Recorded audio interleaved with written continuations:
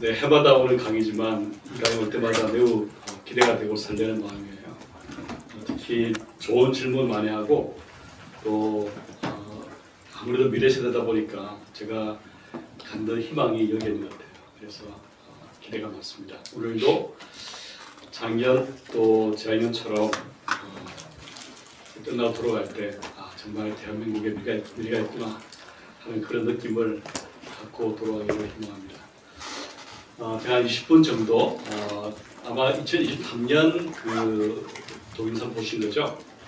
맞습니다. 맞죠, 그죠? 3년쯤 지났으니까 아마 좀 업데이트 할 필요가 있을 것 같아요. 그래서 업데이트를 좀 하고 나중에 진행하도록 하겠습니다.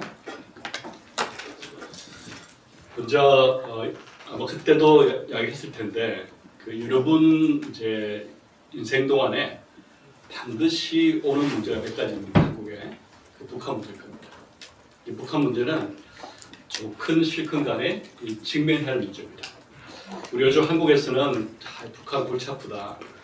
어떤 청년과 얘기하니까 짜증난다. 왜 북한이 있어가지고 우리를 괴롭히느냐. 거기다가 이제 북한 정권은 매우 포압적이고 또 딸까지 등장시켜서 4대 세습한다고 하니까 얼마나 짜증이 나냐. 이렇게 이야기를 하는데 짜증이 날 수도 있겠죠. 하지만 그렇다고 해서 밀쳐두면 안 되는 문제예요. 풀어야 됩니다. 어떤 사람들은 한국에 지금 북한 문제 때문에 골치 아프니까 평화적으로 분단 상태로 남자 이런 분들 계시잖아요. 그렇죠? 그런 지속 가능성이 없어요. 언젠가는 터질 문제입니다. 타이밍의 문제겠죠. 아마 여러분 인생 동안에는 터질 거예요. 제 때는 모르겠습니다만 아마 제 때도 가능할 것 같습니다. 그래서 반드시 풀어야 한다는 것을 생각해 볼 때 지금 현상 유지하자는 대안은 좋은 대안 아니에요. 문제를 밀쳐두면 둘수록 더 커집니다. 돌이켜보면 아마 북한 문제를 제일 풀기 쉬웠을 때가 아마 1970년, 80년일지 모릅니다. 그럼 그때 왜 안 푸느냐? 물론 한국의 그 정치 지도자가 풀 생각도 없었지만 또 잘못된 통계도 기했어요. 어떤 통계냐면은 한국이 북한보다 못 살지 모른다는 통계였어요. 하나의 잘못된 통계가 얼마나 잘못된 정책을 결정하도록 만드냐면은 그동안에 이제 한국에서는 남한이 북한을 1인당 소득 면에서 앞지르게 된 것이 언제라고 했어요? 잘못된 통계. 80년대. 70년대 중반 정도 생각했어요. 그게 UN 통계에 나오거든요. 그런데 UN 통계는 각 나라에서 보고하는 통계를 그냥 실어줘요. 근데 사회주의 통계는 거품 통계예요. 그러다 보니까 UN에서 하는 말이니까 정확하겠지 하고 그거를 전문가들이 인용하기 시작한 거예요. 근데 소련이 붕괴한 다음에 보니까 이 소련이 그만큼 잘 살았으면 소련 공식 통계만큼 왜 붕괴했을까? 이런 의문 들잖아요. 그렇죠? 학자가 다시 연구해보니까 이 거품이 막 끼어 있는 거예요. 그래서 제가 북한의 통계 거품을 제거해보니까 한국이 1968년부터 북한 앞질렀어요. 1인당 소득 면에서. 그때가 제가 초등학교 1학년 때입니다. 그때 제가 그 이후로부터 이렇게 대학 때까지 받은 교육은 북한 관련 교육은 반공, 멸공 교육이 전부였어요. 어찌 보면은 1인당 소득 면에서 우리가 70년대를 훨씬 잘 살았고 그 이후로 말할 것도 없고 거기다 인구가 2배니까 훨씬 월등한 경제력이 있잖아요. 그렇죠? 그걸 기반으로 해서 더 인게이지했으면 북한 문제가 이렇게까지 어렵게 되지 않았을 것 같다 하는 생각이 들어요. 물론 먼 옛날 이야기지만 최근을 보더라도 1990년대 북한의 고랄 행군 때 2000년대 북한이 어렵지만 남한과 어떤 경제력을 한류가 있을 때 기회가 많았거든요. 어떤 분들, 어떤 정치 리더는 풀지 않고 미루려고 했고 어떤 분들은 북한이 붕괴하기를 그냥 기다렸고 어떤 분들은 어설픈 방식으로 북한과 경협을 했어요. 제가 2003년에 한국에 들어왔거든요. 영국에서 이제 학위를 하고 교수를 하다 들어왔는데 그 이후로 이렇게 만나본 대통령들, 제가 노무현 대통령은 뵙지 못했고 그 이후로 다 만났습니다. 물론 개인적으로는 만나지 못했지만 회의 때는 뵙고 했었어요. 그때 돌이켜 보면 어떤 대통령한테도 제가 A 학점이나 B 학점을 주고 싶은 마음이 없어요. 대부분은 C, D 아니면 F까지입니다. 대통령들의 북한 관련 지식이 길거리 할아버지 할머니한테 물어보시면 얻게 되는 지식과 거의 차이가 없습니다. 물론 그 중에는 좀 아는 분이 계셨지만 어떤 분들은 그 아는 지식이라는 것이 이 방향을 잡지 못하고 그런 경우도 봤습니다. 따라서 현상 유지라는 것은 계속 이 문제를 키울 수 있다는 겁니다. 풀어야 된다는 것이고, 그 다음에 이제 통일을 하자는 분도 계시잖아요, 그죠? 심지어는 어떤 대통령 중에서는 이제 그런 희망을 표시한 분도 계시잖아요, 그죠? 북한이 뭐 곧 붕괴될 것 같다. 그러면 우리 협소해서 독일식으로 통일하자. 이제 그게 이제 우리로서는 많은 문제 해결할 수 있는 근본적 해결책들을 보이잖아요, 그죠? 북핵 문제라든지 북한 리스크라든지. 근데 이제 그것이 갖고 오는 어려움도 있어요. 제가 좀 말씀을 아마 이런 보시겠지만 드리는데, 일단 통계를 보면 우리 국민 중에서 통일 필요하다는 그 통일 지지도 비중은 이 조사를 처음 시작했던 2007년에 한 3분의 2 정도에서 작년, 재작년은 한 10분 중에 4명 정도로 하락했습니다. 한 20% 넘게 떨어진 거죠. 그 이유는 아마 여러분들 세대 중심으로 해서 젊은 세대가 이 통일 비용을 걱정하기 때문 같아요. 그래서 일단 통일 비용 문제가 이제 여러분들이 걱정하는 것 중에 제일 핵심 걱정인데, 어떤 분들께 주장합니다. 통일 비용 없이 통일 가능하다. 이렇게 하신 분 계시거든요. 제가 이제 어디 가서 이야기를 들어보면 이제 그렇게 하시는 분도 계세요. 그래서 제가 여쭤봅니다. 경제하셨어요? 아닌데요? 어떻게 아세요? 다 아는 수가 있다는 거예요. 경제 안 하는 사람들이 이런 말 하면은 듣지 마세요. 통일비용 불가피하게 발생할 거예요. 그러니까 아마도 우리 이제 나라에서 계획은 이 통일 비용 때문에 이 북한이 붕괴하더라도 급진 통일을 하더라도 남한과 북한을 분리시켜서 북한을 별도로 통치한다. 통일부 장관이 예를 들어서 이 북한 가서 이제 일종의 그 북한 지역의 뭐 특별 이제 파견 지사 이렇게 한다, 이런 계획이 있을지도 모르겠어요. 뭐 그렇게 되어 있을 가능성이 클 것 같은데, 근데 이제 그게 얼마나 실현 수 있겠어요? 갑자기 북한이 이렇게 무너졌다 그러면은 많은 북한 주민이 북한 내에 살기보다는 남한을 택하겠죠, 그죠? 혹은 중국으로 할 수도 있겠죠, 그죠? 최근에 제가 탈북민을 만나서 물어봤어요. 왜 남한에 오시냐 이렇게 물어보니까 이분이 하신 말씀이 스카이 대학 보내고 싶다는 거예요, 아이들을. SKY 대학 말이죠. 그 어떤 이제 북한에 좀 아시는 분들은 남한에서 아이를 키우고 싶다, 이런 분도 계신 거예요. 당연히 이제 북한이 붕괴한 다음에는 남한의 좋은 교육 시설, 또 의료 시설을 그렇죠? 바라고 남한에 올 수 있겠죠. 아마 가장 급한 것은 결국 국산화 문제 아니겠어요, 그렇죠? 그 남한과 북한이 이렇게 현격한 소득의 차이가 있는데 이 북한에서 머물고 싶은 인센티브가 얼마나 크겠습니까? 그래서 남한으로 오려고 하는데 우리는 강제로 군인을 세워서 모두에게 총으로 맞겠다. 그래서 불화를 통치하겠다. 이게 얼마나 가능하겠습니까? 결국 이제 급진 통일되면 독일 경우처럼 결국 그런 모든 이제 인위적인 장벽을 제거하고 통일을 할 수밖에 없을 거예요. 북한 주민들이 예를 들어서 우리 남한으로 자유롭게 못 가게 하면은 그렇죠? 우리가 몇백만 명 혹은 몇십만 명이 뭉쳐가겠다 그러면 어떻게 받겠습니까? 결국에는 이제 급진 통일이 될 텐데 이제 그러면 통일 비용은 구조적으로 유발됩니다. 이제 그 이유는 정책이 잘못된 게 아니라 독일의 경우처럼 어떤 분들은 화폐 통합을 1대1 했기 때문에 문제라고 그러는데 그거는 사실이 아니에요. 왜냐하면 이제 통일한 다음에 보니까 독일에서 이 동독 지역은 기업들이 뭘 만들어도 안 팔리잖아요, 그죠? 즉 생산력이 월등한 지역에 물건들이 팔지 않겠습니까? 동독 지역에도, 그죠? 근데 갑자기 동독 지역 물가가 폭등하는 거예요. 소득 수준으로 말이죠. 근데 동독 사람들의 소득은 1인당 소득은 서독의 한 20%밖에 안 돼요. 못 살죠, 그죠? 따라서 이제 할 수 없이 소득을 보존해 줘야 되는 거예요. 그리고 높아진 물가에 그렇죠? 또 불구하고 살 수 있도록 해줘야 되는 것이 당연히 통일된 나라의 헌법일 테고 그게 정치적인 또 인센티브 아니겠어요. 따라서 이 통일 비용은 구조적인 문제입니다. 즉 1인당 소득 차이가 매우 큰 두 지역이나 두 나라가 갑자기 통일되면 발생하는 필연적인 문제예요. 이것은 제가 전공했지만 저도 통일 비용을 조금 줄일 수 있겠지만 획기적으로 줄인 것은 불가능해요. 누구도 불가능한 거예요. 따라서 젊은 세대 걱정은 제 생각에는 이유가 있다고 생각합니다.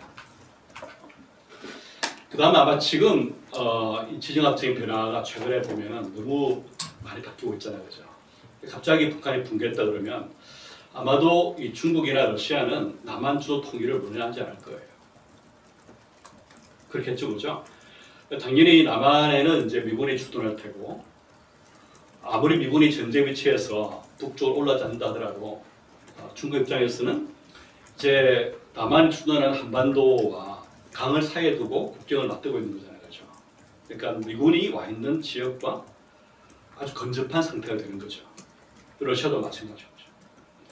그래서 아마도 이 통일로 가기 전에 이 러시아, 중국은 한반도에 개입하려고 할 거예요. 어떤 개입일까? 그건 모르죠. 예를 들면 중국 같은 경우는 우리가 북한의 북쪽 지역은 우리가 관할하고 남쪽 지역은 남한이 흡수하고 하더라도 오케이 이렇게 할지도 모르겠어요. 러시아도 개입하려고 할 수 있고 말이죠. 그러면 우리가 삼국시대 때 완전한 통일을 위해서 당나라와 전쟁한 것처럼 우리 한국에서는 전쟁하자 중국과 러시아와 가능하겠습니까? 미국이 도와주겠습니까? 그러니까 지역적으로 옛날에 통일 얘기할 때하고 지금하고 너무 다른 세계가 됐어요. 그러면 어떤 통일이 좋은 통일인가 하는 것은 제가 말씀드린 것처럼 이 점진적으로 가자. 그 제가 이제 그저께 어디 가서 기자연설도 했고 또 지난주도 어디 이야기를 했어요. 그때 지난주에 어디 학교 가서 말씀을 드리는데 어떤 이제 이 통일을 꼭 해야 한다는 분이 계셨습니다. 그것도 급진적으로 북한이 빨리 붕괴되면 좋겠다. 그리고 이 북한 주민을 빨리 구하자 하는 가슴이 뜨거운 분들은 이 제 말을 들으면 저 사람은 좀 이상하다. 사쿠라 아니냐. 왜냐하면은 빨리 북한 주민을 구해야지 저렇게 한가설을 하고 있냐 이런 마음이 들잖아요. 그렇죠? 저도 마찬가지예요. 저도 북한 주민을 향해서 참 생각하면은 빨리 북한이 무너지길 바라요. 하지만 그것이 가져올 수 있는 극단적 전쟁 아니면은 군사적인 충돌도 있을 수 있고 말이죠. 아니면 여러분들에게 아주 막대한 비용을 부담 지는 것도 참 아픈 일이고 말이에요. 그것도 일종의 전쟁보자는 코스트일 수 있습니다. 그러면 결국 우리가 이런 급진 통일보다는 점진 통일로 가겠다. 그래서 경협을 하고 경제를 통합시키고 그 다음에 이제 통일로 하자는데 이 대통령들께서 보면은 두 가지 말씀하신 것 같아요. 어떤 한 분은 통일 대박 말씀하시고 어떤 한 분은 경협 대박 말씀하셨어요. 진보 대통령은 경협 대박이라고 그러시는데 틀린 말이고 보수 대통령은 도통 통일 대박 쪽 하시는 것 같아요. 그거 틀린 말입니다. 대박은 이 통일이면 대박이다. 그것도 아니고 경협하면 대박이 된다. 그거 틀린 말이에요.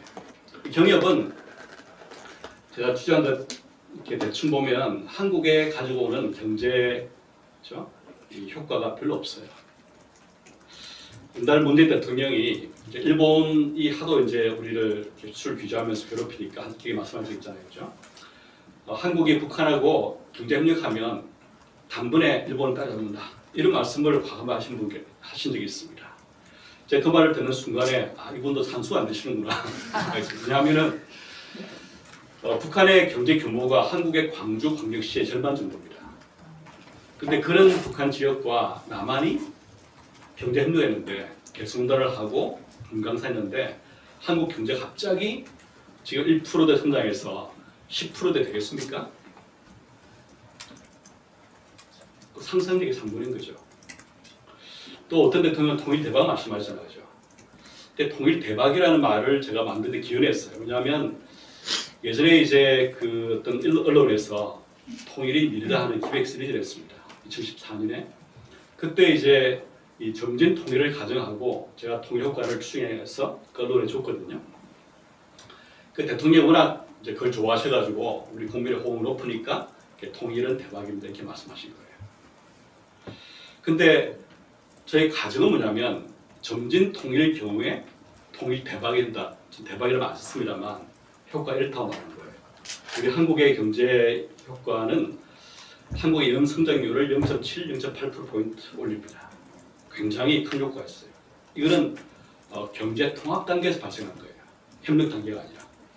경제 통합이라는 것은 여러분들 EU처럼 말이죠. 이 자본과 노동이 자유롭게 오가는 상태. 그리고 지금 EU 중에서 어떤 국가들은 통합까지 가지고 있잖아요. 그죠? 이제 그 정도까지 가야지, 즉 적어도 자본이 아무런 문제 없이 왔다 갔다 하고 한국 기업들이 북한에 투자하고 이런 식으로 돼야지 그게 이제 통합이에요. 그 단계까지 가야 되는 거예요. 근데 경제협력은 그 단계를 가기 위한 일종의 선투자입니다. 일종의 연습이에요. 이거 안 하고는 바로 갈 수 없어요. 따라서 경제협력은 그 자체 효과보다는 경제 통합으로 가기 위한 길을 여는 면에서 효과가 있는 거예요. 근데 진보 대통령들은 경제협력만으로 효과가 있다고 말씀하셨고 또 경제협력을 구상할 때 경제 통합을 앞당기는 협력보다는 그냥 북한이 원하는 협력을 해준 적이 많았어요. 그 별 효과가 없죠. 또 어떤 분들은 이제 통일로 바로 가면 대박처럼 말씀하셨지만 그것은 완전한 오답입니다. 급진 통일되면 통일 비용 유발은 단기적으로는 적어도 한 30년 동안 아마 한국 같은 경우는 독일에 그 3,000조 원 들었던 독일의 한 2배, 3배 될 거예요. 그거는 상수적으로 우리가 감당할 수 있는 부담이 아닙니다. 자, 그런데 이것은 아마 여러분들이 조금 이제 알고 있는 이제 이야기일 겁니다. 제가 새로운 이야기를 할게요. 그 북한이 이제 경제 통합을 하면, 그렇죠?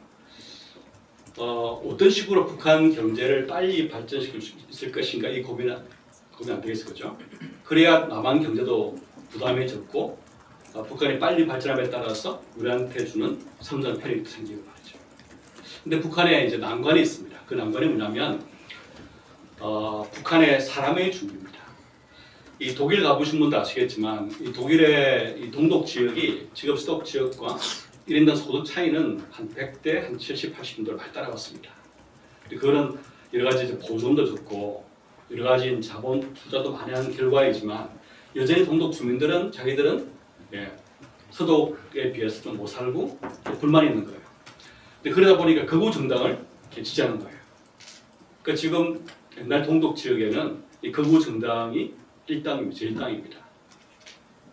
물론 인구로 볼 때 북한 독일 전 지역의 80%가 수독 인구입니다. 따라서 이 동독의 일당이라 해서 반드시 독일 전체 일당은 아닐 수 있겠지만 희망합니다만 그만큼 통일의 레거시는 그렇죠? 복잡하고 어렵다는 거예요. 왜 어리냐면은 사람이 바뀌었다는 거예요. 결국 저는 어떤 정책을 조언하고 이런 것이 가장 좋은 정책이라고 말할 수 있겠지만 결국 통일의 가장 좋은 준비는 북한 사람의 준비입니다. 북한 주민이 자본주의에 잘 적응하고 민주주의에 빨리 적응하고 이래 되면은 통일돼도 비용은 크게 줄고 성장 효과는 빨리 나타납니다. 그렇지 못하고 빨리 적응 못하면 이 비용은 훨씬 커지고 성장 효과는 매우 더디게 나타나는 거죠. 그리고 사람의 준비가 제일 중요합니다. 그러면 어떻게 사람을 준비할 것인가? 제가 이제 다음 이야기는 제가 아직 나오지 않았습니다. 여러분들이 아마 나오지 않은 책을 먼저 공부한 대한민국의 몇 명 안 되는 이게 두 번째 강의입니다. 우리가 청년들 대상으로 강의한 적이 있었는데 오늘 두 번째이기 때문에 매우 특별한 선물인데 나오지 않은 책의 일종의 그죠? 미리 보는 공부 해주겠습니다. 제가 탈북민들을 이제 그동안 34,000명 와 계시나요, 그죠? 그 중에 한 4,000명, 5,000명을 조사했습니다. 그 10% 이상 되는 탈북민 데이터베이스가 제 컴퓨터에 있습니다. 해킹되기 쉽겠죠, 그죠?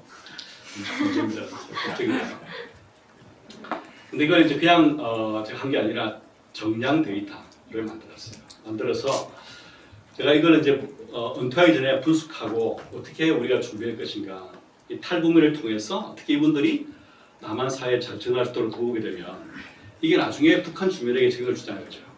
즉 탈북민들이 빨리 남한 사회에 오셔가지고 빨리 남한의 자본주의, 민주주의 잘 적응한다 그러면 그 툴킷을, 그 방법론을 북한 주민에게 적용할 수 있자는 거죠. 이게 바람직한 통일 준비고 가장 중요한 통일 준비라고 볼 수 있겠어요. 그걸 한번 연구를 해보고 싶었는데 제가 데이터를 모아놓고 그동안 학교 보직을 받고 하느라고 또 그전에는 북한이 이제 핵실험하고 미사일 실험할 때 2017년도는 워낙 그런 문제에 바빠서 할 시간 없습니다. 그러다가 제가 보직도 끝내고 내년 이제 은퇴이기 때문에 그전에 이 책을 꼭 써야겠다 싶어서 재작년부터 책을 쓰기 시작했습니다. 그래서 아마 올해 1학기 때 책이 나올 것 같아요. 그러면 핵심이 뭐냐? 제가 보니까 딱 두 가지입니다. 하나는 뭐 여러 가지 있겠지만 핵심은 하나는 첫 번째는 가치관 문제예요. 아니 가치관이 뭐가 중요하냐? 가치관 중요해요. 두 번째 문제는 인적 자본입니다. 인적 자본이라는 것은 뭐 우리 체력도 있겠지만 그렇죠? 우리 지능도 있을 수 있고 말이죠. 그러니까 많은 분들은 인적 자본 그러면 학교에서 배우는 생각하지만 물론 그것도 학교에 배우는 게 중요한 인적 자본의 한 파트인데 그 전부는 아니에요. 그래서 이제 제가 두 가지만 말씀을 드리고 이게 남한 출신 주민과 탈북민의 사회 규범 주는 행동 했는데 혹시 이거 보신 적 있어요? 없어요? 아까 제가 훑어보니 경제학 공부하신 학생이 2명 있던 것 같은데 한숨 들어보시겠어요? 네. 예. 실험 경제학 들어보셨어요? 네. 그러니까 실험 경제학을 통해서 북한 출신 이제 탈북민하고 남한 출신 대학생들하고의 가치관 차이를 알고 있습니다. 우리 가치관 차이 어떻게 알겠어요? 사실 이 가치관이 뭐냐 물어보면 답이 곤란하잖아요, 그죠? 근데 경제학자들이 나이스하게 이 가치관 안구 방법을 개발했습니다. 성경에 보면은 뭐라고 그래? 돈 있는 곳에 마음이 떨어잖아요, 그죠? 돈을 어떻게 쓰는가 보면은 가치관이 드러납니다. 한국에서는 어떻게 돈을 쓰는가, 어디에 돈을 쓰는가, 그 다음에 어떻게 자녀를 기르는가, 이 보면 그 부모, 그 사람 가치관 드러날 거예요. 그래서 돈을 10만 원씩 다 준다 이 말이에요. 10만 원씩 다 나눠주고 이 돈을 어떻게 쓰는가를 관찰했습니다. 그 내 돈을 자기가 자기 돈이니까 받았으니까 자기가 다 가져도 되고 아니면 다른 사람에게 다 줘도 되고 일부를 줘도 되고 안 줘도 그만해요. 그러니까 자기밖에 몰라요. 받는 사람도 모르고 또 제가 돈을 줬지만 제가 실험을 한 사람이지만 저도 누가 얼마 준지도 몰라요. 이런 익명의 상황에서 그 실험 상을 만들어 놓고 얼마를 주는지 관찰한 거예요. 자, 이렇게 알겠죠, 그죠? 얼마 주시겠어요?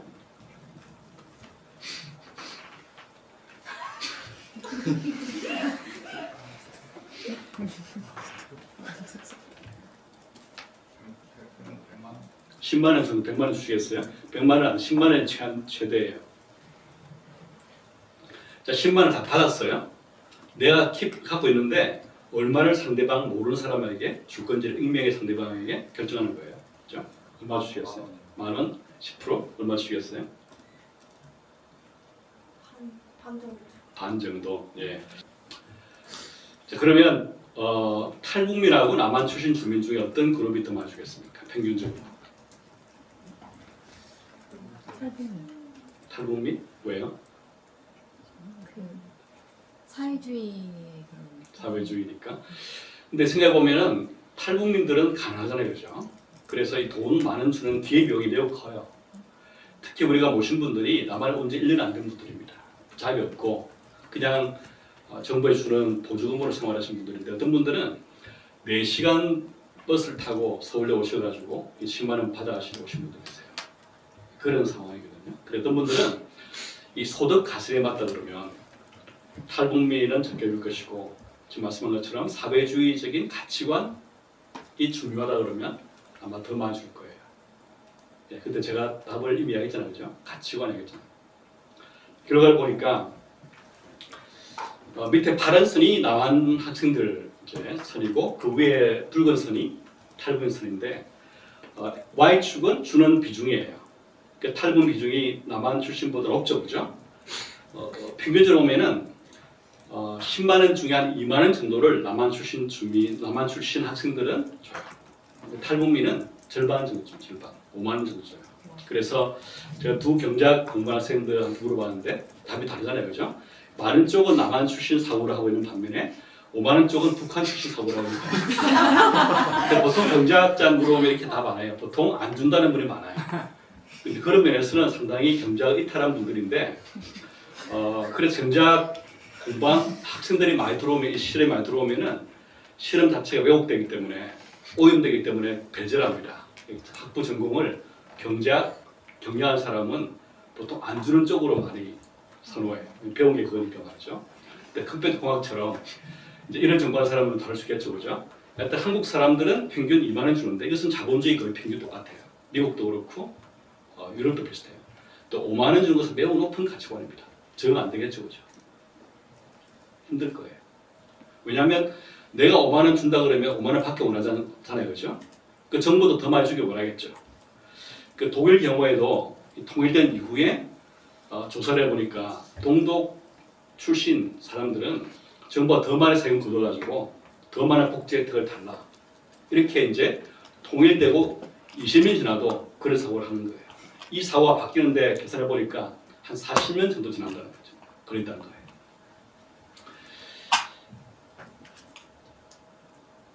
그러면 이게 좋은 거예요. 갑자기 북한이 이제 무너져가지고 이 북한 주민이 한국 헌법에 따라서 이제 통일된 대한민국에 시민이 됐어요. 그 북한의 표는 그렇죠? 어디를 가겠습니까? 통일된 한국에 보수와 진보 정당 중에 어느 쪽에 표를 던지겠습니까? 진보 진영이 가지고 진보 진영에 아닌가요? 보수에 던지나요? 물론 제가 이걸 물어보니까 어떤 분들이 이렇게 쓰니까 말씀하시더라고요. 한국의 정치인 중에서 그 상황이 되면 보수든 진보든 차이 없이 우리가 더 많이 주겠다고 우리한테 표를 달라 이렇게 할 거라는 거예요. 이제 물론 그런 가능하겠지만 일단 우리 지금 정치 지형을 생각하면은 진보에 많이 던지겠죠, 그죠? 이제 그러면 통일된 한국에서 아마 보수 출신 대통령은 한 40년 동안 안 올 거예요. 한국은 반발했단 말이죠. 북한 표가 이쪽으로 몰리게 된 말이죠. 반면에 이제 진보 쪽은 한 40년 동안 계속 대통령 되고 국회도 지금처럼 그죠? 다수를 차지하겠죠, 그죠? 좋은 거 아니에요? 근데 신기하잖아요.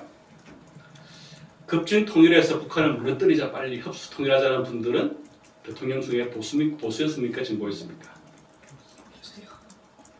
보수였잖아요, 그죠? 근데 보수가 주장한 것처럼 빨리 급진 통일하면 안 좋다며요. 제가 지금 분석하기에 따르면 그렇잖아요, 그죠? 보수는 망하잖아요, 그죠? 근데 그동안에 이제 경협 열심히 하자는 분들은 진보였어요, 보수였어요? 진보였잖아요, 그죠? 왜 진보 그런 말 하죠? 갑자기 격전 통일되면 오히려 진보 쪽의 대통령들이 훨씬 더 잘 되고 말이죠. 국회 다수가 할 텐데 안 맞잖아요, 그죠? 결국에는 통일 이야기는 하지만 정치인들이 아무 생각이 없다는 거예요. 통일은 노래 속에만 있는 거지 생각이 없어요. 분석이 없어요. 그냥 북한 정권이 싫으면 보수가 되고 북한 정권에 조금 희망이 있으면 또 진보가 되고 그런 거 불과한 것 같아요. 이게 한심한 거 아니겠어요? 그러니까 북한 문제가 꼬이게 된 것은 북한 이슈가 워낙 복잡하기 때문에 하지만 또 하나는 결국 우리 잘못된 그렇죠?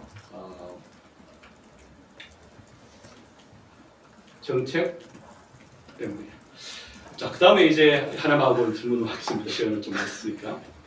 이제 인적 자본 얘기 있잖아요. 인적 자본 중에서 뭐 교육도 있지만 또 하나가 뭐냐면 이런 이제 유동지능은 뭐냐면 고정지능과 달리 학교에서 배우는 영어라든지 뭐 수학, 국어 이런 게 아니라 새로운 문제를 푸는 능력이에요. 유동지능이라고 그러는데 유동지능이 자본주의에 중요해요. 왜냐하면 자본주의는 새로운 문제가 많이 등장하잖아요, 그렇죠? 그래서 학교에서 배웠던 지식이 아니고 새로운 상황에서 내가 가지고 있는 지능을 활용해서 문제를 푸는 건데 그런 지능을 유동지능이라고 해요. 어떻게 측정하느냐? 시험을 봤어요. 그 탈북민하고 남한 출신 주민들로 하여금 이 레이븐 테스트라는 시험을 보겠습니다. 이 시험 들어봤어요? 이 시험 안 봤어요? 본 적 없어요? 그래요? 네. 어떤 거냐면 지문 없이 이 도형만 보고서 추론한 거예요. 그래서 위에 보면 이제 빈 공간 있잖아요, 그죠? 그 빈 공간에 들어간 그 패턴 그림을 밑에 보기에 찾는 거예요. 이렇게 해서 답을 하는데, 그러니까 탈북민하고 남한 출신 주민 앉혀놓고 시험을 봤어요. 근데 그냥 시험 보면 안 되겠죠, 그죠? 왜냐하면 내가 머리 쓰기 싫으니까 똑같은 답만 듣잖아요. 그래서 우리는 낯짤 없이, 그죠? 맞추는 개수 곱하기 돈입니다. 많이 맞춘 분들은 돈을 많이 받아가시고 적게 맞추시면 참가비 몇만 원 받고 돌아가시고, 이렇게 해서 열심히 문제 풀게 만들었어요. 어떤 탈북민은 문제 풀다가 갑자기 손을 들더니만 머리 아프다고, 머리 아프 죽겠다면서 약을 달라는 분 계셨어요. 그만큼 열심히 풀었어요. 왜냐하면 하나 풀 때마다 돈이 팍 올라가니까 말이죠. 자, 그러면 이런 시험을 봤는데 탈북민하고 남한 출신 주민 사이에 차이가 있겠어요?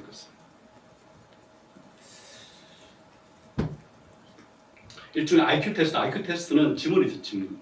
지문이 있으면 이 북한에서 오신 분들은 지문 이해도 떨어지잖아요, 그죠? 남한말로 되어 있으니까. 따라서 지문 없이 도형만으로, 말 없이 도형만으로, 이거는 어떤 랭귀지 문제는 아니에요. 자, 그렇다 볼 때 차이가 있을까 없을까? 김민 선생님. 네. 네. 어떨 것 같아요? 차이가 있을 것 같습니다. 얼마나 있을 것 같아요? 남한 쪽이 훨씬 더 잘할 것 같습니다. 훨씬이라 하면 훨씬이라 하면 50% 정도. IQ가 100하고 50 차이. IQ라기보다 문제 맞추는 수가 문제 맞추는. 좀 오케이.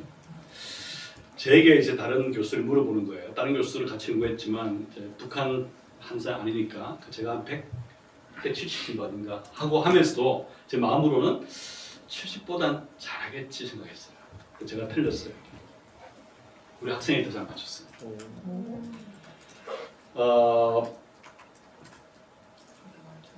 오른쪽 그림 보시면 이 SK가 남한이고 NK가 탈북민, CK가 중국 우리 동포인데 남한과 출신 주민과 탈북민 사이는 100대 40.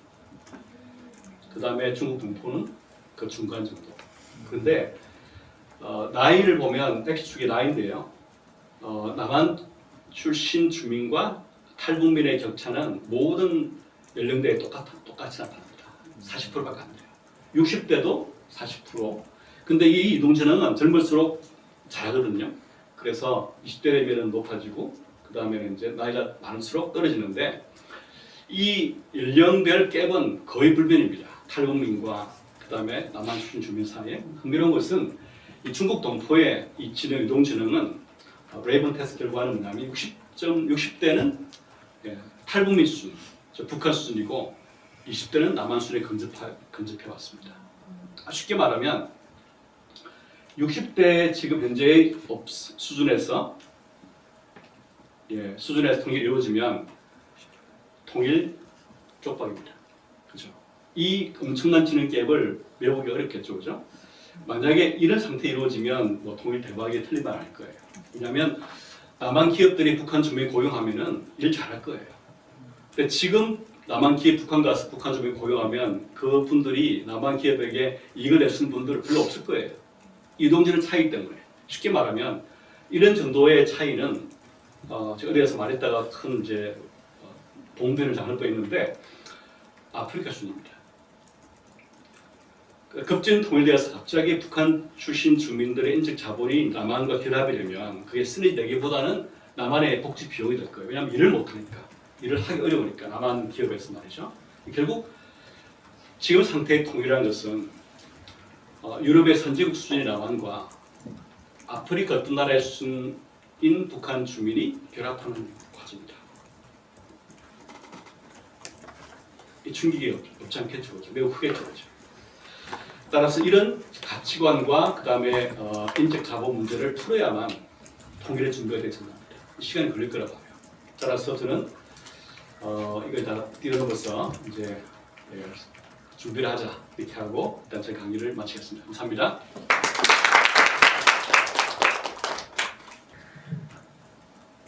사전 동영상으로 봤던 강의 내용에서 질문 드리고 싶었던 게 있는데 그러한 제재를 북한을 향해 저희가 그런 제재를 하고 있을 때 중국이랑 러시아라는 뒷문이 열려 있는 상황에서 우리의 경제적인 레버리지가 실효성이 있을지 궁금했습니다. 북한이 딱 북한만의 문제가 아니라 그 주변 국가의 문제들도 같이 결합되어 있어서 그 부분은 어떻게 생각하시는지 궁금했습니다. 사실 그 대북 경제 제재를 이 전 세계 제일 먼저 제안한 사람이 접니다. 그 제가 대북 경제 제재 디자이너입니다. 2016년 1월달에 제가 이제 그 중앙일보 칼럼을 쓰고 있는데 북한이 사창 실험을 했어요. 그 잠을 한숨 못 잤습니다. 이거 어떻게 막을 것이냐. 만약에 경제 제재가 효과 없다고 이제 판단되면 아마 지금 이란처럼 미국은 북한 구속했을 거예요. 그 당시 코피 작전에 들어봤잖아요, 그죠? 그래서 북한 코피를 터뜨리겠다. 이 정밀 타격에서 이렇게 이제 준비를 하고 있습니다. 계획도 세우고 말이죠. 결국 그 말 나오기 전에도 저는 직감적으로 북한이 핵을 가지게 되고 ICBM 갖게 되면 미국은 일종의 비정상 깡패 국가가 핵을 가지고 미국을 위협한다, 본토를. 그거 찾기 어렵잖아요, 그죠? 때릴 것이다, 생각했습니다. 그래서 이제 경제를 제재하자, 이렇게 제안을 했어요. 그게 2016년 1월달 칼럼이었습니다. 그 칼럼 쓰면서도 이제 어떻게 될지 이게 몰랐지만 아마 그 당시에 한국이나 미국 정부에서 어떻게 북한 문제를 풀지 평화적으로 그 대안이 없습니다. 그럴 때 아마 제 칼럼을 본 우리 한국의 공무원들하고 미국에서 그 아이디어를 좀 수용한 것 같아요. 이제 그러면서 그게 더 발전되면서 유엔에서 나온 이제 그 제재를 보면 제가 칼럼 쓴 내용들을 거의 따라가면서 그대로 합니다. 그래서 2018년에 이제 회담이 열린 것도 사실은 제재가 불러낸 결과였습니다. 근데 그 이제 좋은 기회를 놓쳐버렸습니다. 놓쳐버린 첫 번째 이유는 물론 북한에 이제 그런 기만 같은 제외한다 그러면 트럼프고 두 번째는 우리 대통령이었습니다. 그다음 정책 결정한 사람들이었습니다. 하여튼 아쉬워요. 매우 아쉽습니다. 그 당시 하노이 회담에서 제재를 일부 풀고 영변 정도 교환했으면 아마 지금 같은 우리 위기하고는 다를 거라고 생각합니다. 놓쳐버렸어요. 매우 아쉬운데 지나간 것이고 말씀하신 것처럼 이제 제재 효과는 옛날 2017년도 후반기에 엄청나게 들어갈 때 한 100이라 그러면 아마 지금은 뭐 제가 정확하게 계산은 하지 않았지만 한 절반 이하로 떨어졌습니다. 효과 없는 거냐? 효과가 있어요. 왜 효과 있냐면은 결국 중국에 이제 북한이 많이 수출한 것이 광물인데 이 광물을 이제 제재를 하고 있잖아요. 미국이 그죠? 국제사회가. 근데 이 광물을 이제 그 뭐 중국 기업이나 이제 사게 되면 이 기업 입장에서는 미국의 세컨더리 보이콧 걱정하는 거예요. 그럼 광물 사는 그 중국 기업을 제재하면 이 기업은 거의 망하거든요. 따라서 이제 이런 제재가 있는 한 대놓고 중국 기업이 제재를 위반하기 어렵습니다. 그 중국 정부 입장에서도 제재가 있는데 이걸 위반하려고 하면 미국 눈치가 보이는 거예요. 미국은 다른 방식으로 중국에게 압박하겠죠. 왜 제재 위반 사례를 많이 만드느냐? 왜 중국이 안 도와주냐 그러면 뭐 트럼프가 관세를 올릴 수 있고 말이죠. 이러니까 중국도 적당히 제재 위반을 하지 마음 놓고 위반 못해요. 지금 마음 놓고 한 데는 러시아겠죠. 러시아는 지금 전쟁 때문에 마음이 급하니까 말이죠. 근데 러시아랑 북한이랑 경제적인 딜이 별로 없어요. 별로 보완관계 아니에요. 러시아도 광물을 수출하는 나라고 북한도 마찬가지잖아요, 그죠? 그 따라서 러시아가 경제적으로 좀 지원해주지만 기름 같은 것들은 아마 제재 위반으로 주겠지만 또 기름만으로 북한 경제가 잘 돌아가는 거 아니지 않습니까? 결국 한계가 있어요. 따라서 제재 효과가 떨어졌지만 여전히 가장 중요한 레버리지다 이렇게 보겠습니다. 그러나 이게 이제 2018년도에 일어났던 협상을 복귀해 보면 그 당시는 제재 힘만으로도 가능했는데 지금은 그 힘만으로 안 돼요. 결국 딴 수단을 섞어야 돼요. 얹어가지고 이제 북한을 협상단 불러내야 되는데 그게 뭘까 하는 것은 결국 이제 북한이 가장 아픈 곳은 결국 경제 쪽입니다. 북한을 비유하면은 북한은 공격은 엄청 강한 축구단인데 수비는 너무 약해요. 공격은 뭐냐면 군사력이겠죠. 핵이 있으니까 말이죠. 수비는 경제인데 이 경제 쪽은 거의 골물이 비어 있고 말이죠. 수비수도 없어요. 그런 상황이거든요. 이 임밸런스예요. 따라서 이제 북한 이제 김정은도 이 경제를 정상화시키지 못하면 항상 권력 유지에 부담이 되는 걸 알고 있습니다. 따라서 저는 레버리지라는 것은 이제 우리가 부의 레버리지, 압박도 있고 어떤 것은 또 북한에게 어떤 긍정 제안에서 말이죠. 끄는 힘도 있잖아요, 그렇죠? 이제 경제 협력이라는 것은 끄는 힘일 테고 제재라는 것은 그렇죠? 미는 힘이라 한다 그러면 한쪽은 밀고 한쪽 끌어서 북한을 협상에 나오게 하는 방법이 유력하다 보여지고 이제 그런 게 올 거라 생각해요. 그래서 저는 제재, 그 다음에 북한이 만약에 협상에 나와서 비핵화 협상이 열리게 되면 또 열리는 단계에 따라서 어떤 협력하겠다는 제안들 또 그리고 사회 문화적인 접촉이라든지 이런 것들을 다 하면 좋겠어요. 그렇죠? 그래서 다른 수단까지 같이 패키지를 묶어서 이 북한을 끌고 밀고 가는 단계라고 보여집니다. 그 경합을 진행함에 있어서 인식 개선이 먼저 남한과 북한을 동시에 이루어져야 된다고 생각을 하는데요. 특히 교육이나 캠페인이나 이런 부분이 인적 자본에 있어서도 더 중요하게 작용을 할 것 같습니다. 따라서 남한과 북한의 이런 교육이나 캠페인 진행이 가능하다고 보시는지, 또 가능하다면 어떤 방법이 효과적일지 함께 나눠주시면 좋겠고요. 또한 최근 북한이 이제 대한민국으로 선을 그었다고 생각을 하는데 변경한 만큼 관계 회복이 어렵지 않을까 예상하는데 현 시점에서 경제적 통합에 대해서 원활히 진행될 수 있는 방법이 있는지 좀 궁금합니다. 네.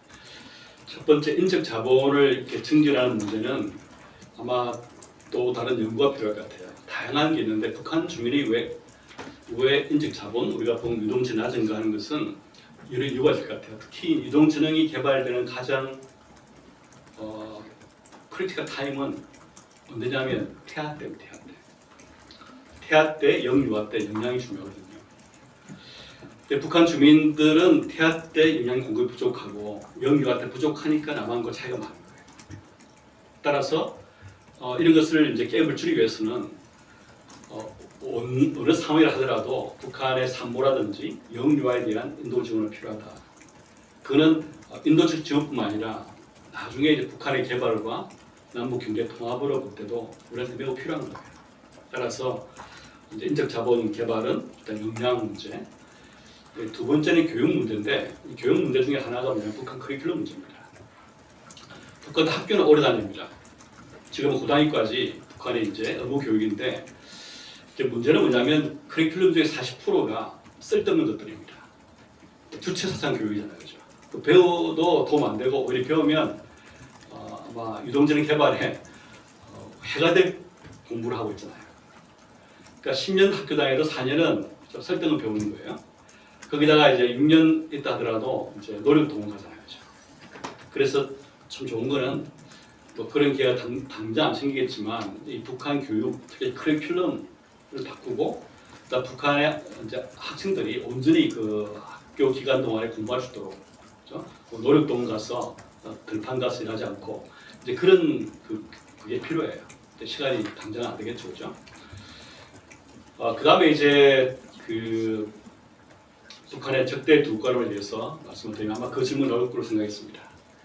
한국의 상보 판단하신 분들은 북한이 적대적으로 따로 살자 그러니까 우리는 평화적으로 따로 살자. 아마 젊은 분들 중에서도 그게 좋은 아이디어다 이 생각일지 모르겠는데 문제는 뭐냐면 우리가 평화를 부르짖는다 해서 평화 오는 게 아니에요. 왜냐하면 아까 북한에 제가 이야기하면서 축구팀 이야기했잖아요, 그죠? 공격은 강하지만 수비는 매우 약한 그런 구조라는 임밸런스라는 것이 리스크입니다. 뭐 쉽게 비하면 북한은 근육은 매우 발달됐지만 배는 너무 고픈 헐크예요. 헐크 알아요? 요즘 세대가 우리 시대 때 헐크 영화 있잖아요, 그죠? 그처럼 그렇게 되면 이제 북한 내부에 어떤 문제 생기면 그 외부의 투사에서 해결하려고 생각할 수 있습니다. 그동안 해왔듯이 말이죠. 이게 리스크예요.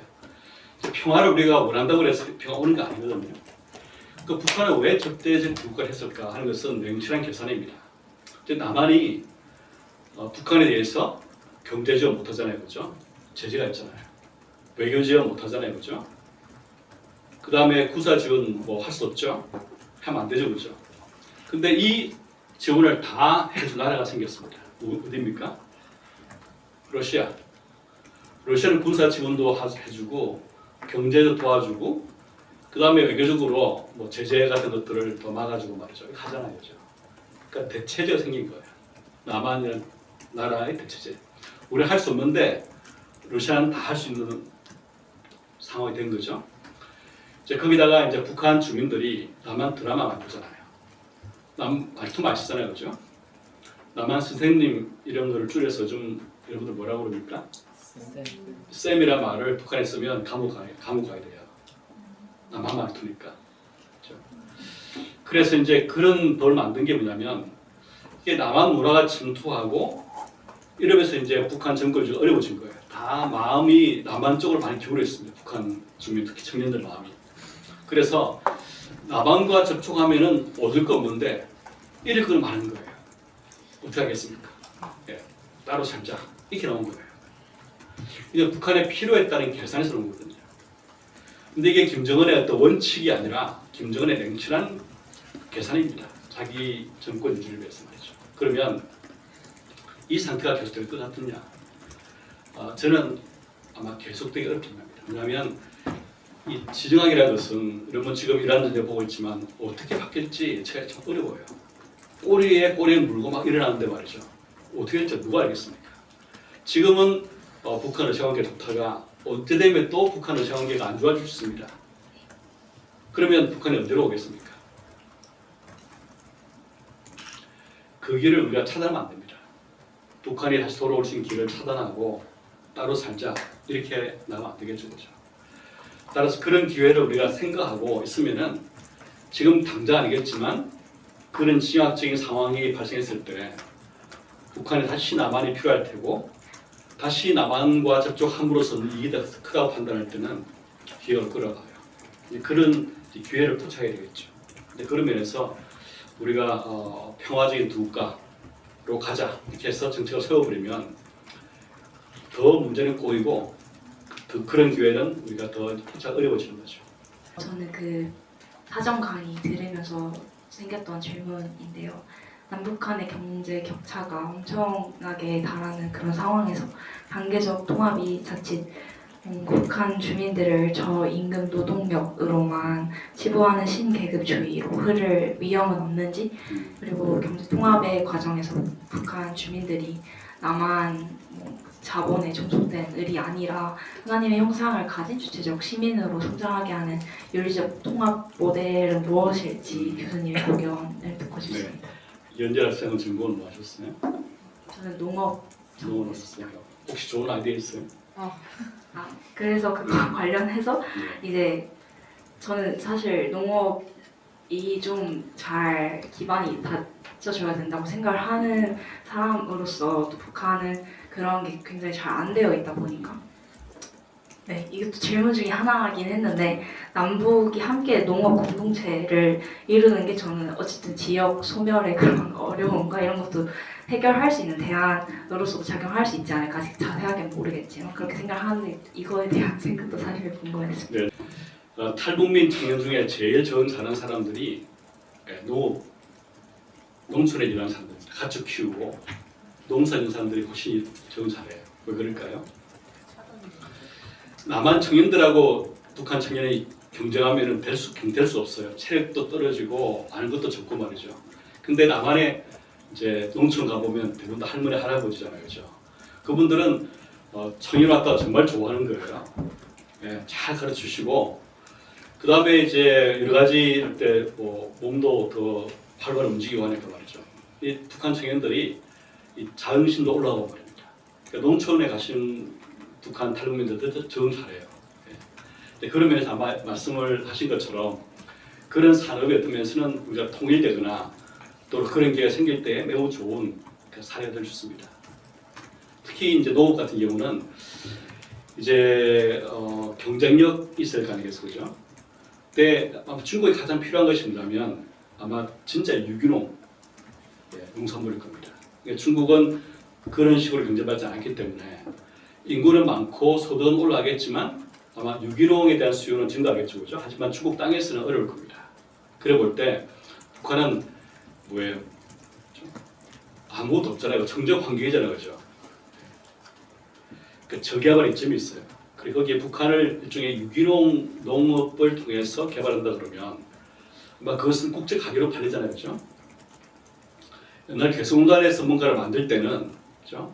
우리가 이제 우리 중소기업에 들어가서 뭘 만들게 되면 그 파는 가격은 싼 가격일 겁니다. 하지만 이제 북한에서 농산물을 만들어서 한국이나 중국에 수출한다 그러면 그 농산물 가격은 세계 가격일 거 아니겠습니까? 근데 그런 산업을 집중해야 됩니다. 그 생각이 돼요. 어떻게 북한을 개발할 건지 생각이 돼요. 그 다음에 제가 인적 자본 말씀을 드렸지만 이 갭을 어떻게 빨리 메울 수 있을지 하는 것이 중요한데 예를 들어 AI가 어떻게 이 생산성이 낮은 유동성이 낮은 북한 근로자들의 그렇죠? 그 갭을 좀 빨리 끌어올 수 있는 방법이 없을까? 이런 고민을 해야 되겠죠, 그죠? 그래서 옛날의 방식의 저임금 노동력뿐만 아니라 뭐 그것도 필요하면 하겠지만 보다 창의적이고 보다 미래지향적인 산업들 그런 기술을 구성할 필요가 있습니다. 이제 그런 고민들은 이제 같이 해야 되겠죠, 그죠? 그래서 저는 이제 세 가지인데 하나는 첫 번째는 북한을 21세기 금수광산으로 개발했다. 21세기 가장 희소한 재화는 청정 환경입니다. 우리 어디가 볼까? 어디가 살고 싶을까 할 때 가장 좋은 곳은 공기 좋고 물 좋고 바람 좋고 청정 환경입니다. 이제 북한은 동쪽 북한은 거의 그런 지역이거든요. 우리 대연제부터 해서 백두대간까지 말이죠. 따라서 그런 지역은 21세기 알프스를 개발하고 그 다음에 북한의 AI를 활용해서 어떻게 유동지능 갭을 빨리 줄일 것인지를 고민하고 또 말한 것처럼 농업이라든지 산림이라든지 그런 친환경적인 산업을 통해서 북한 지역과 남한 지역이 빨리 수렴하도록 만들 것인가 그런 고민을 이제 해야 될 거라고 생각합니다. 저도 클린러닝 사전 강의를 들으면서 있었던 질문 좀 더 이어서 질문 드리고 싶은데요. 현재 북한 지원이 전면 막히면서 좀 통일과 한층 더 멀어졌다는 생각이 듭니다. 방금 저 북한과 남한이 평화적 체제라고 하셨나요? 그런 방향으로 나아가면 안 된다라는 설명을 주시긴 하셨는데 나아가서 대한민국 현 정권의 정치 성향과 또 예측할 수 없는 트럼프 정권이라든지 다양한 국제 정세 등의 상황을 고려했을 때 우리나라가 할 수 있는 통일과 가까워지기 위해 할 수 있는 최선의 선택과 현재 행동, 현재 정책은 무엇일지 여쭤보고 싶습니다. 제목이 뭐예요? 심리학이랑 언론학 전공했습니다. 뭐 같아요? 모르겠습니다. 네, 참 어려운 문제예요. 그러니까 우리 지금 정부는 이제 북한하고 일단 평화롭게 살자 이거잖아요, 그죠? 평화 중요하다. 이거 말씀 맞는 말이죠. 평화도 중요한 가치고 또 우리 국민 중에 뭐 40% 이상 또 연세가 많으신 분들은 통일도 중요한 생각이기 때문에 또 통일도 장기적으로는 한국에 큰 도움 되잖아요, 그죠? 당장 비용 생기겠지만 따라서 이 둘을 잘 조화롭게 하는 방안이 중요하거든요. 근데 이제 우리나라에서 북한 문제는 어떤 이념의 명료성을 더 중시하는 방향으로 정책이 맞지 않을 것 같아요. 보수가 잡으면 우리는 이제 북한하고 좀 이렇게 대립을 하더라도 압박을 해서 북한을 변화시키겠다. 그리고 기회가 되면 통일하겠다. 이런 쪽이고 진보가 잡으면 경협을 해가지고 북한과 잘 지내보자. 특히 북한 정권과 협상도 하고 이렇게 해보자 이렇게 생각하잖아요, 그렇죠? 매우 진영적인 생각을 하고 있어요. 그런 방식은 옛날은 틀렸고 지금은 더 아마 안 맞을 거라 생각합니다. 그래서 매우 지혜로운 설계가 필요해요. 또 지금 당장 뭘 할 수 있을까 하고 물어봤는데 글쎄요. 참 이게 어려운 시기잖아요. 특히 북한이 아무도 하지 말라 그러고 그 다음에 자기들을 건드리지 마라 이런 판에 우리가 뭘 하겠다 그러면 더 이제 북한을 화를 내잖아요, 그죠? 그 평화를 어떤 추동하겠다는 것이 오히려 평화로 이어지기보다는 갈등으로 이어가지 않은 상태예요. 그러면 냉정할 필요가 있어요. 이제 우리나라에서 이제 어떤 분들은 빨리 평화를 좀 이렇게 이루고 싶다 해서 이제 북한 국호도 뭐 조선이라 불러주고 그 다음에 이제 한미 군사 훈련도 좀 하지 않고 북한을 잘 이렇게 좀 하면 되겠지 안 될 거예요. 지금 북한의 어떤 면에서는 이 적대 국가라는 것은 훨씬 더 깊은 문제, 체제 정권 유지 차원이잖아요, 그죠? 따라서 우리가 양보하는 것이 체제 유지에 큰 도움 안 되면 북한이 그것 때문에 남한과 뭐 해보자 하지 않을 거예요. 그러면 냉철한 결론은 뭐예요? 때로는 쉬는 것도 답입니다. 지금 냉정하게 말하면 북한에게 우리가 할 수 있는 말이 있을 거예요. 아까 앞에서 말한 것처럼 북한과 남한을 가로막는 것은 핵 아니냐, 그 비핵화 해야 된다 하면서도 하지만 우리가 한 역사를 공유했고 한 민족이고 또 우리는 언제나 북한을 도울 준비가 되어 있다. 따라서 필요하면 와라. 이런 걸 도와주겠다 하고 제시를 하고 말이죠. 또 사회문화 혁명도 해보자 그러고 말이죠. 우리가 제재 범위에 들지 않은 많은 것들이 있을 거예요. 그런데 하자고 그러면서도 사실은 많은 기대를 하지 않을 것 같아요. 하지만 이제 그런 상황이 바뀔 수 있습니다. 아까 말한 것처럼 일종의 지정학적인 변화의 시대에 그 카이로스 올 수 있을 거예요. 이제 그거를 포착할 필요가 있습니다. 지금 우리가 무리하게 북한 정권의 마음에 드는 정책을 펴려고 하는 것보다는 오히려 냉정하게 북한의 어떤 필요한 것들을 제안하면서도 항상 기다려주는 마음이 있으면서도 기다림을 통해서 어떤 좋은 기회를 포착하는 것이 맞다고 생각합니다. 그래서 너무 우리 정부가 성급하지 않기를 바라고요. 그렇지만 일부에서 말한 것처럼 북한에 계속 압박만 하고 계속 제재만 해서 북한을 이렇게 변화시켰다는 노력도 뭐 지금은 더 이상 통하지 않지 않나 생각합니다. 제가 아마 2023도 말했지만 저의 전략은 뭐라고 그랬습니까? 저의 정책 전략은 뭐라고 그랬어요? 지금 뒤에 나오지 않나요? 복합 순차 전략. 복합 순차 전략입니다. 복합이라 말은 다양한 수단을, 순차라 말은 적절한 시기에 섞어서 쓰는 거예요. 방금 전에 질문들과 비슷한 느낌도 있고 방금 질문을 해주셨는지는 모르겠지만 저는 현실적인 실행 대안에 대해서 질문드리고 싶습니다. 남북 경제 협력과 경제 통합에 대해서 얘기를 해주셨는데 이 부분이 장기적으로 북한 체제의 폐쇄성 또는 정부 통제, 주민 통제 구조를 약화시킬 수 있기 때문에 북한 정권 입장에서는 단순한 경제 문제가 아니라 체제 안보의 문제로 인식될 가능성이 크지 않을까라는 질문이 들었고 또 더구나 현재 북한이 남북 관계를 민족 내부의 특수관계가 아니라 적대적인 두 국가 관계로 재정의하고 있는데 국제적으로도 군사적으로도 긴장이 높아지고 있는 가운데 우리가 이런 조건에서 경제 협력을 통한 평화 구축이나 장기적인 경제 통합을 현실적으로 실행이 가능한지 아니면 우리가 바로 앞에 큰 대안이 아니더라도 작은 것들 하나하나에서 실천할 수 있는 부분이 어떤 부분이 있을지에 대해서 질문드리고 싶습니다. 그렇겠죠. 그렇죠? 지금 상황에서 북한이 아마 버틸 수 있으면 가능하면 남한하고는 뭐 안 하려고 할 거예요.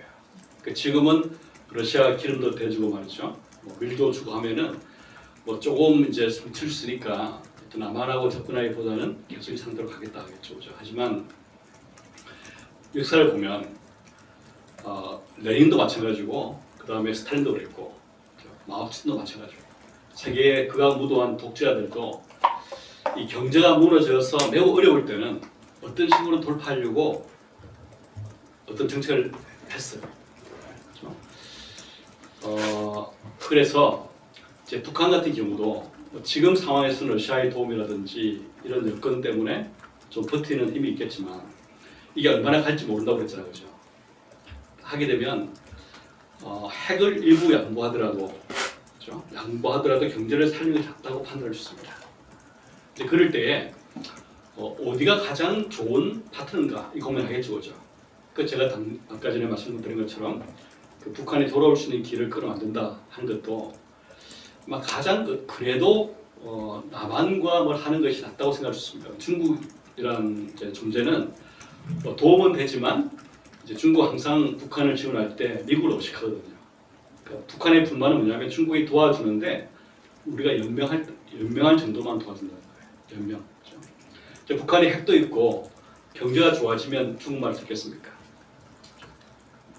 안 듣겠죠, 그죠? 그 중국의 입장에서는 옵티멀한 대북 전략은 북한이 죽지 않고 겨우겨우 살도록 만들어주는 게 좋은 정책입니다. 그래야 자기 마음대로 움직이면서 미국과 협상해서 북한의 카드를 줬다는 거죠. 결국 러시아도 아니고 중국도 아니면 어디로 가겠습니까? 따라 지금 당장은 길이 안 보이지만 북한은 예전에 개성도도 해봤고 금강도 해봤는데 체제 유지에 큰 의미는 없더라. 경험 있잖아요, 그죠? 자기들은 나름대로 모기장을 친다고 하는데 그죠? 그렇게 있잖아요, 그죠? 자, 그런 상황 오게 되면은 아마 경제협력이 시작될 거라 봐요, 그죠? 시작되는데 예전에 경제협력이라는 것이 어떻게 했냐면은 정책을 만들 때에 개별 건별 사업으로만 했고 이것이 경제 통합으로 이어지는 마중물이 되게끔 하는 전략이 없습니다. 예를 들어서 우리가 개성공단 근로자에게 월급 줄 때도 월급을 북한 정부에게 줬습니다. 근데 이게 차이가 많잖아요, 그죠? 북한 정부에게 주면 북한은 팍 떼고 말이죠. 조금 이제 남은 거를 걸러줬잖아요, 그죠? 근데 그는 어떤 면에서 아주 간편한 해결책이지만 좋은 해결책이 아니었어요. 자, 북한 사람들이 월급을 자기가 받게 되고 북한 정부가 세금을 떼가게 되면 북한 주민들은 자기가 이 일을 한 대가, 이 돈의 주인을 자기로 생각할 거예요. 그러면 정부는 뭐냐면 내가 월급을 주고 먹여 사는 정도 생각할 거예요. 세금을 내니까 말이죠. 이런 마인드셋이 미래적으로 이 자본주의 경제 통합을 이끌어내는 중요한 마인드셋이거든요. 근데 늦더라도 그렇게 해야 돼요. 따라서 이제 북한 주민 또 북한의 전체 경제 구조에서 어떻게 그 시장 경제화를 추진할 건지 그런 고민을 하면서 이제 경제를 해나갈 거예요. 그 북한이 다 알지 않겠냐? 아마 모를 수도 있어요. 제가 북한 정권이 하고 있는 경제 정책 보면은 조금 학습은 했지만 여전히 격차를 보면 우리가 대학원 수준이라 그러면 북한 정부가 하는 경제 정책의 수준은 초등학생들입니다. 그러면 그 차이에 지식 갭이 있겠죠, 그죠? 그자 활용하면은 북한 정부가 혹은 북한의 전문가도 이해하지 못한 상태에서 어떻게 됐는데 하다 보니까 이만큼 됐네 이렇게 생각할 수 있습니다. 그런 여지가 보여요. 그자 활용할 필요가 있겠죠, 그죠? 아마 저랑 김정은 시험 보면은 김정은 핵은 저보다 더 잘 맞추겠죠, 그죠? 경제 시험 보면 아마 저랑 김정은 차이는 엄청 나겠죠, 그죠? 그게 우리 힘입니다. 그걸 제가 활용할 필요가 있겠죠. 제가 이 말을 역대 대통령들한테 했지만 대통령도 이해를 못해요. 우리가 가장 잘 쓸 수 있는 카드는 쓰지 못하고 계속 북한 문제 볼 때에 외교, 안보, 군사라는 주는 거예요. 근데 이 문제를 풀려면 말이죠. 북한 문제 풀면 세 가지 이해가 필수이에요. 하나는 북한 내부 문제, 그 다음에는 북한의 군사 문제, 그 다음에 지정학입니다. 지정학과 북한의 군사, 그다음 북한 내부 중에 특히 중요한 것은 경제 아니겠어요? 북한 경제, 북한 군사, 지정학을 같이 알아야지 문제를 푸는데 역대 대통령들이 이걸 다 꿰는 분들이 없다 하는 것은 이렇게 말하면 너무 가혹할지 모르겠으나 적어도 북한 경제에 대해서는 다 모르는 분들이었습니다. 네, 좋은 강연 감사드립니다. 그래도 현재 북한은 지금 현재 적대적 두 국가론을 이미 공식화했고요. 한국도 이에 대해서 평화적 두 국가론을 장관께서 발언하시면서 그 남한과 북한의 관계 재정립을 서로 다른 방향으로 모색하고 있는 것 같습니다. 이런 구조적 대립 속에서 약간 한반도의 평화 정책을 위한 단계적 접근으로 현재 지금 정전 협정 중인데 이거를 종전 선언으로 전환한 뒤에 약간 한국과 두 체제, 그러니까 즉 연방제 모델을 과도적 통일 구조로 채택하는 방법에 대해서 교수님의 견해를 여쭤보고 싶습니다. 제목이 뭐예요? 정치학하고 경제학 했습니다. 질문에 그 어떤 그 할까요? 순도를 보니까 그쪽이신 것 같아요. 네, 일단 저는 뭐 보수나 진보라 간에 지향 안의 가치, 평화, 통일 정말 다 중요한 것 같아요. 그런 면에서 이렇게 북한 문제만 나오면 다 가슴이 뜨거워지는데 일단 접어두고 우리 같은 목적을 같은 곳을 보고 있다는 면에서는 함께 서로 이렇게 포용하는 게 필요할 것 같아요. 그러니까 북한 문제는 다툼의 대상이 아니라 우리를 함께 묶는 계기가 되면 좋겠어요. 근데 이제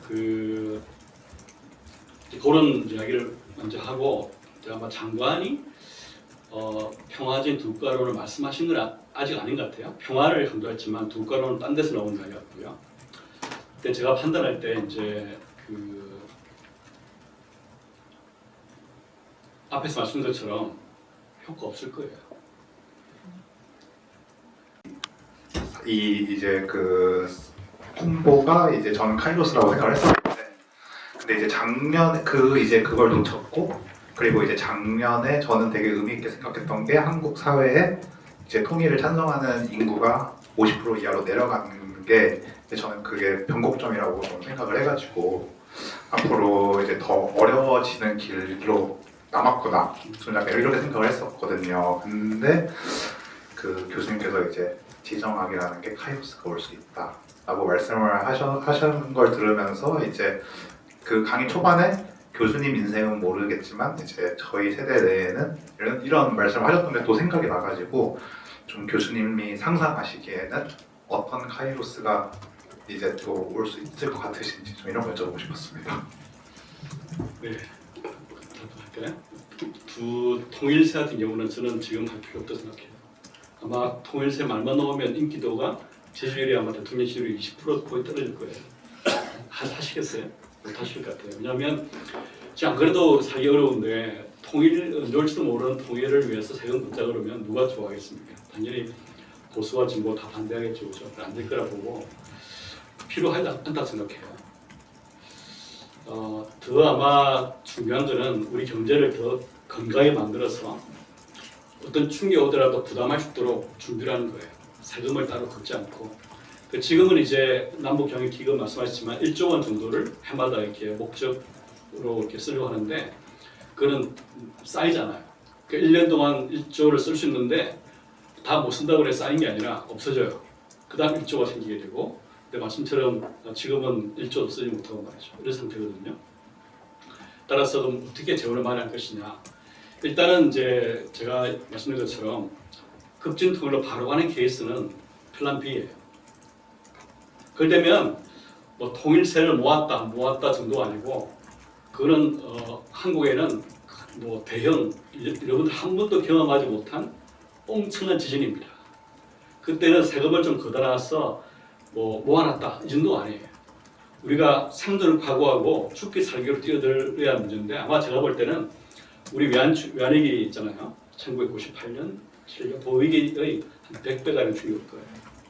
환율이 1달러 뭐 3,000, 4,000원 될 수도 있습니다. 그런 정도인데 돈을 좀 모았다. 이거 안 될 거예요. 플랜 B예요. 그 플랜 A에서는 어떻게 될 것이냐? 플랜 A에서는 아마도 이제 점진적으로 되잖아요. 그죠? 그러면 북한 지역에 일종의 들어가는 돈은 북한의 복지 비용은 없어요. 투자 비용이죠. 그것도 아마 그라듀얼이 되겠죠. 그죠? 점차적으로 말입니다. 그러면 아마 그 정도 비용은 우리 국채를 발행하거나 세금을 좀 올려서 당시에 할 수 있을 거예요. 그 만약에 그 이제 시대에 그 당시에 텍스페어들의 부담이 과하면, 그죠? 뭐 채권을 발행해야 되겠죠, 그죠? 이제 그런 방식을 할 수 있는데 미리 거두게 되면 그 돈을 목적 쌓아두게 되면, 그죠? 어떤 면에서는 확실한 재원이 있다는 면에 도움이 되겠지만 그 기회 비용이잖아요, 그죠? 그 돈을 더 필요한 곳 투자를 못 하잖아요, 그죠? 지금 AI라든지 또 교육이라든지 그런 좋은 곳 투자해서 더 돈을 풀릴 기회를 놓치는 거잖아요, 그죠? 그래 볼 때 쌤쌤하면은 마이너스인가 생각을 해요. 그리고 우리가 통일세 내겠다 그러면 뭐 지금 정부 안 하겠죠, 그죠? 김정은이 아무렇지 치겠죠, 그죠? 그렇게 건드리지 마라 그러는데 우리는 말이죠. 통일세 이렇게 하면 이제 글쎄 지금 뭐 미사일을 몇 발씩 한 번 쏘잖아요, 그죠? 한 번에 100발을 쏠지도 모르겠어요, 지금. 그 괜히 그렇게 해버렸다 생각해요. 그 다음에 이제 참 중요한 문제인데 제가 이제 그 경제학자잖아요, 그죠? 그 제가 이제 그 외교 쪽이나 이제 국제지정학 이쪽을 하신 분들한테 좀 그런 이야기를 많이 했어요.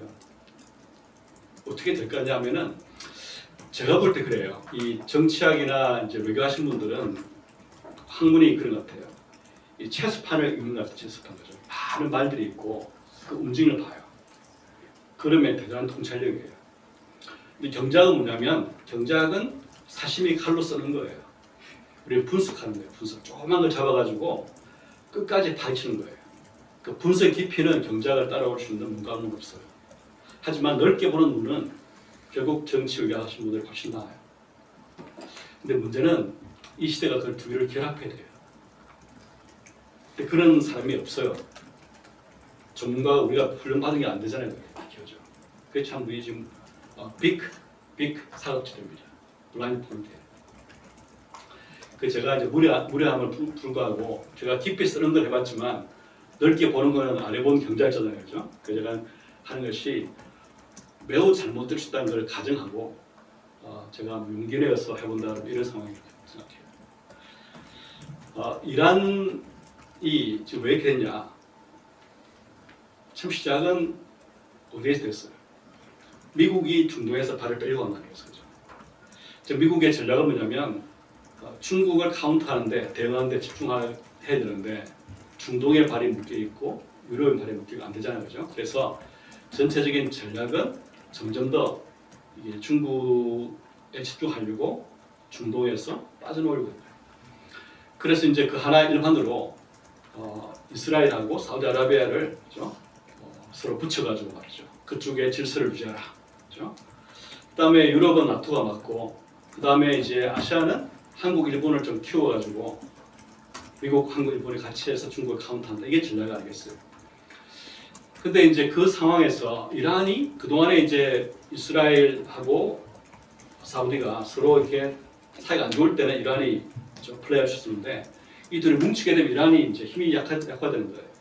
그래서 아마 지금 대부분의 전문가들이 이야기하는 것처럼 하마스를 시켜가지고 이스라엘 건드리는 거 아니겠어요? 그렇게 하면은 미국의 발을 못 빼고 또 이란이 볼 때는 이스라엘 또 사우디가 사이가 안 좋아지면 자기 영역이 확보가 되니까 이렇게 하다가 계속 연결돼가지고 말이죠. 네탄야후의 어떤 개인적인 정치적인 문제까지 포함돼가지고 예상치 못하게 이란 스스로가 지금 독박을 쓴 거 아니겠어요? 독박은 아니지만 엄청나게 뭐 디스트로이 된 거 아니겠어요? 그러니까 지정하기 이래요. 한번 잘못 건드리면 이 도화선이 꼬리를 물면서 못 해질지 몰라요. 결국 제가 볼 때는 이란이 정말 전략적인 지정학적인 수를 잘못했다고 생각해요. 처음에 하마스를 시켜가지고 이스라엘 공격한 것이 네탄야후의 크레이지한 그런 맞물려서 말이에요. 이렇게 막 터진 거 아니겠어요? 그 트럼프가 또 등장하니까 이란 공격한 것도 바이든은 못했을 거 아니겠어요? 그러면 이 전쟁이 북한과 관계없느냐? 있을 거라고 봐요. 만약 여기서 미국이 헤맨다. 중동에서 헤매고 미국과 나토, 유럽 동맹 사이에 균열이 생기고 이러면 아마 시진핑과 푸틴이 계산을 다시 할 거예요. 야, 미국이 이렇게 약해지고 이제 힘도 없고 무기도 다 많이 쓰니까 우리한테 좋은 기회가 아닌가? 푸틴은 아마도 이제 우크라이나 말고 딴 나라만 건드려 볼까? 시진핑은 미국이 저렇게 헤매는데 대만 통일할 수 있는 좋은 게 아닌가? 하고 주판을 다시 들을 수 있습니다. 당연히 그저 같으면 한국이 인발될 수밖에 없죠, 그죠? 당연히 인발될 거예요. 중국이 대만 침공하면은 한국이 뭐 관여 안 할 수 없습니다. 그 북한까지 관여가 되겠죠, 그죠? 나쁜 식으로 말이죠. 그 다음에 러시아가 이제 우크라이나 말고 딴 지역을 쳐들어가더라도 마찬가지입니다. 그러면 아마 러시아의 계산 시기에는 반드시 북한이 포함됐을 겁니다. 북로 같이 움직일 거예요. 그럼 딴 나라 쳐들어가는데 러시아가 이제 북한 군인을 더 쓴 거예요, 그죠? 그럼 또 이제 이게 북한이라는 축이 러시아 축하고 맞물리면서 더 큰 파동을 칠 겁니다.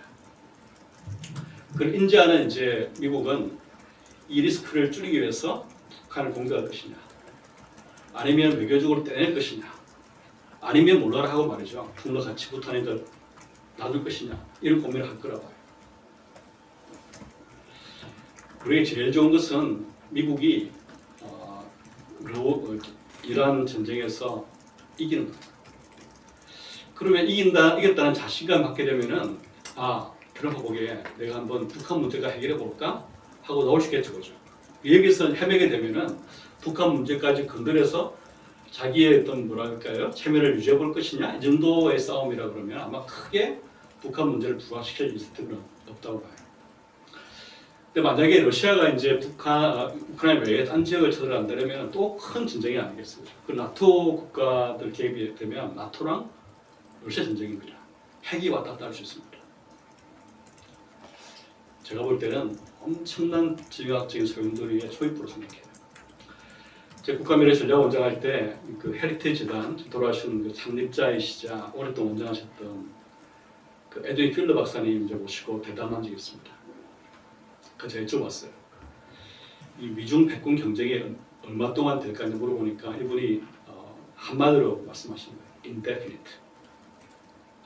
지금 이제 시작된 거예요.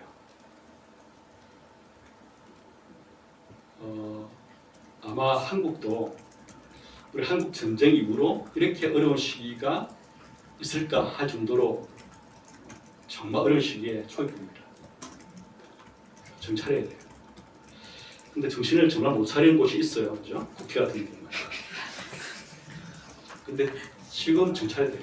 안 그러면은 우리가 앞으로 한 20년 동안 보면은 한국의 죽고 살고 문제가 결정되는 판이 올 수 있습니다. 그 생각을 하고 이렇게 좀 이 시대를 가야 할 것 같아요.